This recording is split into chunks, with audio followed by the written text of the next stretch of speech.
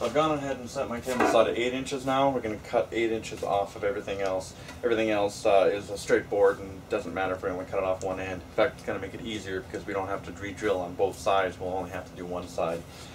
They're not all the same length. Don't worry about that. As long as you put it back in the same spot, 8 inches needs to come off everything. There's one board that has some holes on the very end. When you cut that one, take your scrap piece and cut about another scrap piece about a ½ inch wide. We'll get to why later. It's going to make it a little faster and you don't have to bother measuring. We'll use it as a little bit of a template to re-drill the next holes. So go ahead and cut all these side strips down 8 inches, including your dowel. Leave the metal ones aside, of course. The table saw's not going to handle that. We'll get to that one next.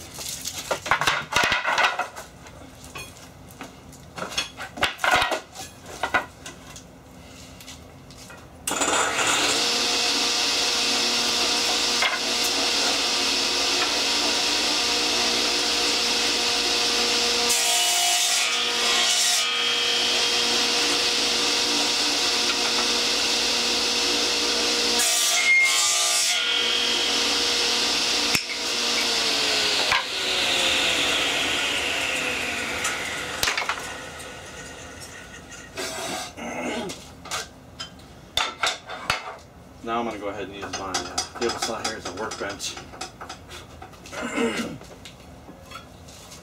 Got these 2 metal bars to get cut down now.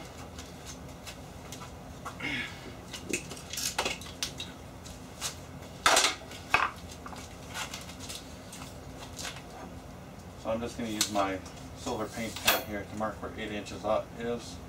If you have a chop saw or something, obviously that makes it a little easier.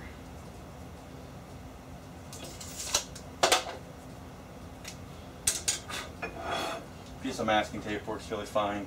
Just cover it over and then you can see where your pen mark is if you don't have paint pens.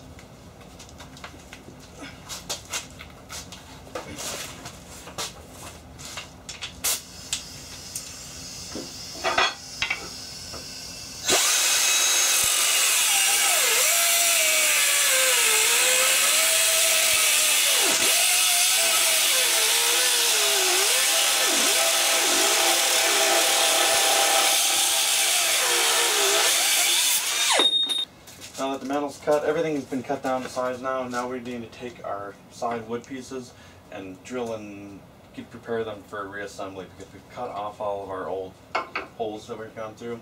So there's different types here. The one at the foot, obviously, that's going to need to come off. Oh, that one actually will use the torch wrench again.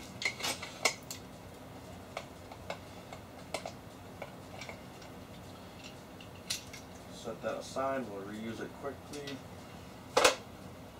So the little shortcut that I take is to use all of your scrap wood and use it as a template. That's why I had you cut that, that ½ inch off the piece with the end cuts. That way you can use the through hole as a template. So, since I just took the foot off, I'm going to drill a small hole all the way through it. Now these particular screws are really small, and we're only going to drill a little bit of a pilot to make sure we don't split the wood. We don't need to drill a really large hole. They'll form themselves. There are 2 on this side as well. So I'm going to find the corresponding piece of wood. Obviously there's a foot on the other side. I'm going to line it up so the end matches. And now you've got yourself a template. You can just start drilling a little bit. You don't have to go in very far. Now you know where your screws are located. I'm going to do the same on the other side using these.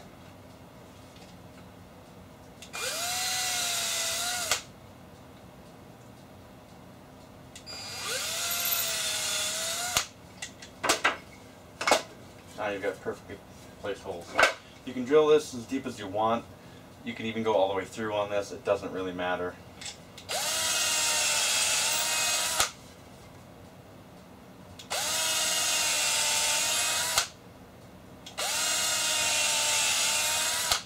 And we're going to repeat that with the other corresponding piece.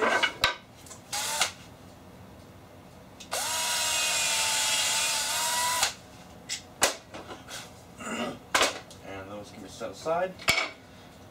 And I'll go ahead and take the other foot off.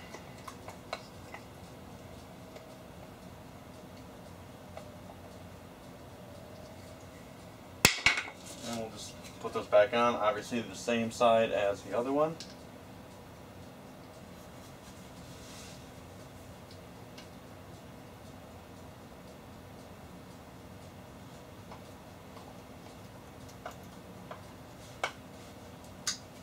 And that's done. Now we can move on to the ones with these through holes on here. You'll notice there is kind of a countersink on there. We're going to get to that. If you don't have a countersink, don't worry. The way to cheat is to use a larger size drill bit, like maybe a 5/16 or 3/8, and just kind of start drilling it into there. That's going to let the screw sink into the wood without crushing it and without the head sticking out. So we'll find the two pieces that look just like it. And now I'm going to use the template system again. Swap to a little larger drill bit. What you want to do is make sure the drill bit can go all the way through. Basically the largest drill bit you can find that will fit through nice and tight there.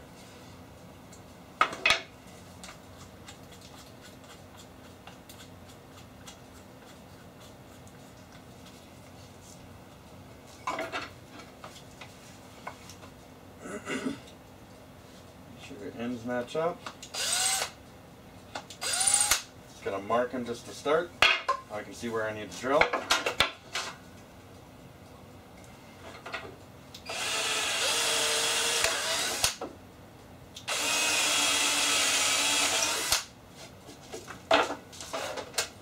Now I'm just gonna find a nice large drill bit. If you want to be fancy, you can actually find what size fits in the other one. This one's a little larger, that's fine.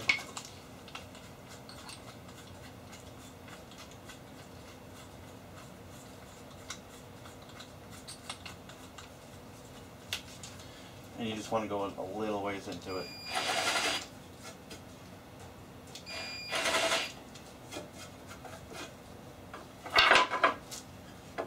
Make sure you're doing it on the same side as the countersink on the other side.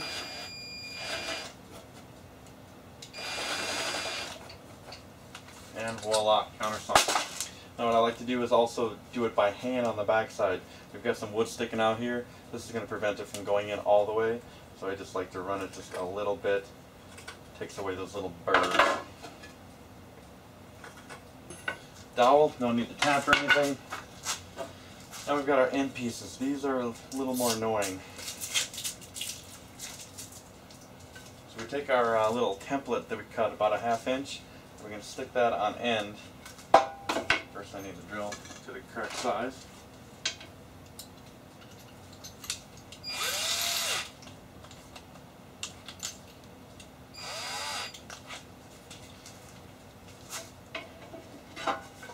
The reason why this is annoying is because you really want to make sure you're drilling straight down into it.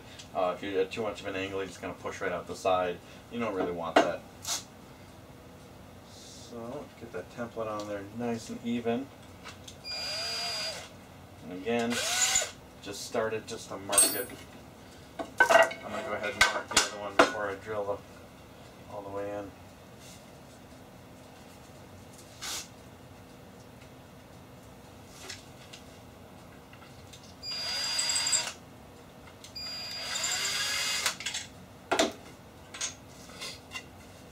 Now the depth you want to drill in, you want to make sure it's long enough for the screw. The screw's going to be going through a piece of wood here, and it's going to go in, I don't know, about 2 inches. You want to make sure you drilled at least that far. This kind of screw is not going to make its own threads all the way. It needs a pilot. It has a blunt, flat end. So if you don't drill deep enough, it's going to smash into the wood and probably do some damage. We don't want that. So make sure you're going plenty deep. Too deep's not a problem. Insert joke here.